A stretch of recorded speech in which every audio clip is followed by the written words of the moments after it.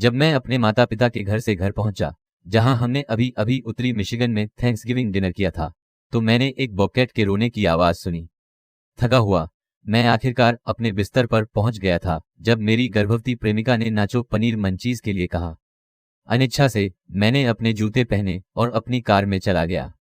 ठंड के कारण मुझे कार स्टार्ट करने में थोड़ा समय लगा, जिससे मुझे और भी चिढ़ होने लगी।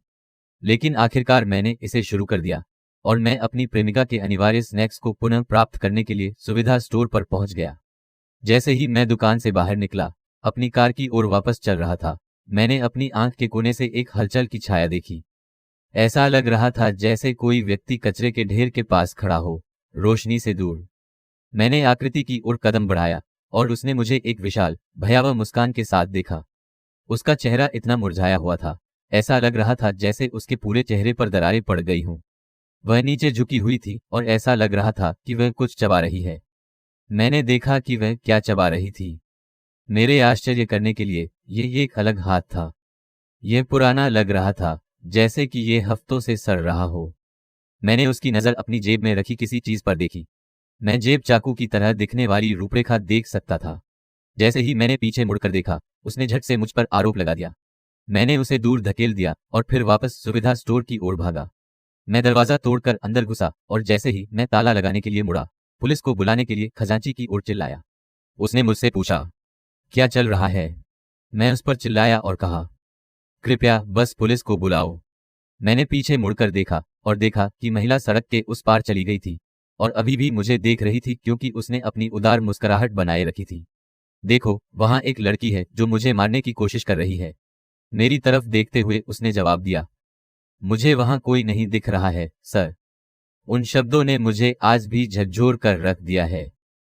जब पुलिस गैस स्टेशन पर पहुंची तो उन्होंने महिला की तलाश शुरू कर दी, जबकि एक अधिकारी ने मुझसे पूछा कि क्या हुआ था और मैंने उसे मुठभेड़ का विवरण बताया। एक अधिकारी वापस आया और कहा कि उसे कुछ नहीं मिला। फिर मैं उन्हें वापस वहीं ले गया जहां मैंने उन्हें पहली बार देखा था। हमने कुछ मिनट लगन से खोजे, लेकिन इस बात का कोई सबूत नहीं था कि वह कभी वहां थी भी।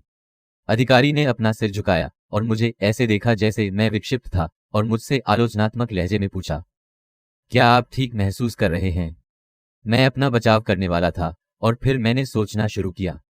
मैं थक गया हूं और मैंने कुछ ड्रिंक्स पी ली हैं, तो मैंने उससे कहा, जी श्रीमान, आपको परेशान किया उसके लिए क्षमा करें। मुझे आशा है कि आपकी रात अच्छी रही होगी। और फिर मैं घर चला गया। मैं सुबह करीब 4 बजे घर पहुंचा।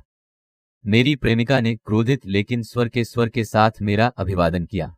उसने मुझसे पूछा, कहाँ थे आप, ठीक है ना? तो मैंने उसे सब कुछ बताया जो हुआ था। बेशक उसने मुझ पर विश्वास नहीं किया। मैं उस रात सो नहीं सका। मैं अपने बिस्तर पर बैठकर अपने विवेक पर सवाल उठा रहा था, सोच रहा था कि क्या यह सब वास्तविक था? मैं पागल हो रहा हूं? शायद मैं अभी थक गया हूं। लेकिन नहीं, ऐसा नहीं हो सकता। मैंने उसे देखा। लेकिन अगर देखा तो सबूत क्यों नहीं था? हाथ कहाँ गया? वह कब चली गई? इससे पहले कि मैं ये जानता, सुबह के 7 बज रहे थे और मुझे काम पर जाना था। जब मैं निर्माण स्थल की ओर जा रहा था तो मैंने अपनी जैकेट फेंक दी और मैंने अपनी जेब में हाथ डाला और देखा कि उसमें एक छेद था। ये दूसरे दिन वहां नहीं था। मैंने सोचा, क्या होगा अगर उसने मेरी जैकेट को दौड़ते हुए पकड़ लिया, जो आगे मेरे संदेह को साबित करता है कि वह असली थी। मुझे विश्वास नहीं हो रहा था। मेरा दिमाग पूरी तरह से पागल हो गया जब तक कि मेरी प्रेमिका ने मुझे अलविदा नहीं कहा। मैंने अपने दोस्तों को काम पर बताया कि क्या हुआ था और उन्होंने भी मुझ पर विश्वास नहीं किया। उन्होंने पूरे दिन इसका मजाक बनाया। लेकिन उस दिन मेरा गेंदबाजी टूर्नामेंट था, जिससे मुझे आगे देखने के लिए कुछ मिला। मैं घर गया और अपनी बनियान और जैकेट ऊपर लटका दी और तेजी से अपने बॉलिंग शूज पहन लिए और अपनी बॉलिंग बॉल ले ली। मेरी प्रेमिका ने मुझे एक सुखद मुस्कान के साथ देखा और कहा, कब तक लौटेगी? शायद 11 बजे के आसपास। देर मत करो। मैं नहीं करूंगा, चिंता मत करो। लगभग 10:30 बजे टूर्नामेंट अंत में समाप्त हो गया था और हम जीत गए थे। मैं इतना रोमांचित था कि मैं उस महिला के बारे में भूल गया था। जैसे ही हम जा रहे थे, मैंने पार्किंग स्थल के दूसरे छोर पर कुछ देखा। ये थी वो मानसिक विक्षिप्त महिला। हम अनंत काल की तरह महसूस करने के लिए एक दूसरे को घूरते रहे। वह चाकू हवा में लहराते हुए और कट लगाते हुए धीरे धीरे मेरी ओर बढ़ने लगी। मैं जल्दी से अपनी कार में कूद गया और उसे चालू कर दिया। जैसे ही मैंने ऊपर देखा, मैंने देखा कि वह मेरे सामने खड़ी थी और मुझे घूर रही थी। वह धीरे धीरे मेरी खिड़की के पास चली गई और उसने शांत, गहरी और कर्कश आवाज में कहा, छोटा सुअर, मुझे अंदर आने दो। मैं डर के मारे जम गया था, लेकिन मैं वास्तविकता में वापस आ गया जब वह चिल्लाते हुए मेरी कार की छत पर धमाका कर गई। मैंने जल्दी से एक्सीलेटर पर अपना पैर पटक दिया और तब तक नहीं छोड़ा जब तक कि मैं उसे और नहीं देख सका।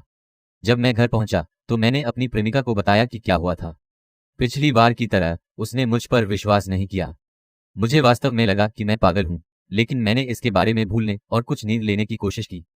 उस रात बाद में मैं उठा और उसे अपने कमरे में देखा।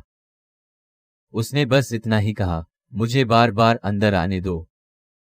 जैसे ही वह करीब आई, वह फिर चिल्लाने लगी, मुझे अंदर आने दो, मुझे अंदर आने दो, मुझे अंदर आने दो।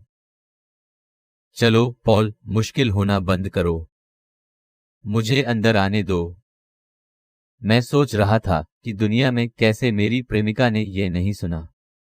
वह महिला ठीक मेरे बगल में थी और उसने मेरे ऊपर चाकू रख दिया। तभी मैं बेहोश हो गया। मैं अपने कमरे में चौंक कर उठा, पसीने से लथपथ। फिर मुझे याद आया कि मेरी न कोई गर्लफ्रेंड है, न घर है, न परिवार है।